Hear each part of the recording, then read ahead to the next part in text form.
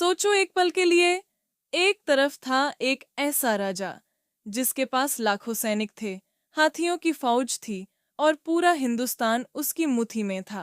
दूसरी तरफ था एक अकेला आदमी, थका हुआ, दूर से आया हुआ, जिसके पास सिर्फ एक चीज थी जो किसी के पास नहीं थी, एक नया हथियार। और उसी एक दिन ने 21 अप्रैल 1526 को हिंदुस्तान का इतिहास हमेशा के लिए बदल दिया। ये है पनीपत की पहली लादे की कहानी। पहले मिलते हैं इब्राहिम लोदी से। उनके पास था 1 लाख से ज्यादा सैनिक, 1000 हाथी और दिल्ली का खजाना। लेकिन उनके अपने चाचा दौलत खान लोदीज़र ने खुद बाबर को इनवाइट किया। सोचो, अपने ही दुश्मन बन गए। अब मिलते हैं बाबर से। जहीरुद्दीन मोहम्मद बाबर, तैमूर और चंगेज खान के वंशज। यह आदमी ऑलरेडी 4 बार हिंदुस्तान आने की कोशिश कर चुका था, पर इस बार वह अलग तैयारी लेकर आया था। यह था बाबर का सीक्रेट, टोपदार तोपे और बंदूकें। हिंदुस्तान में उस जमाने में किसी ने यह नहीं देखा था। बाबर ने यूज की एक खास टेक्निक, जिसे कहते हैं तुलुगमा फॉर्मेशन। लेफ्ट से अटैक, राइट से अटैक और बीच में तोपे की लाइन। इब्राहिम की फौज तीनों तरफ से घिर ली गई।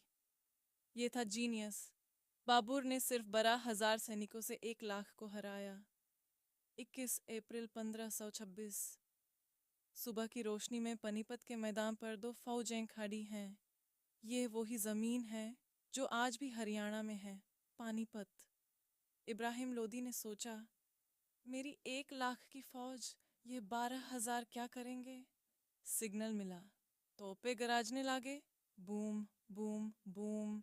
इब्राहिम के हाथी डरने लगे, पलटे और अपनी ही फौज को कुचलते चले गए। कुछ घंटों में इब्राहिम लोदी की फौज भाग रही थी। इब्राहिम लोदी खुद इस युद्ध में मरे गए। एक आखिरी जानबाज की तरह लड़के गए थे वो, एक लड़ाई। और बबूर ने पूरा हिंदुस्तान जीत लिया, दिल्ली, आगरा और साथ में मिला वो मशहूर कोहिनूर हीरा भी। और उसी दिन से शुरू हुआ मुगल सल्तनत। 1526 से लेकर 1857 तक 331 सालों तक हिंदुस्तान पर राज किया।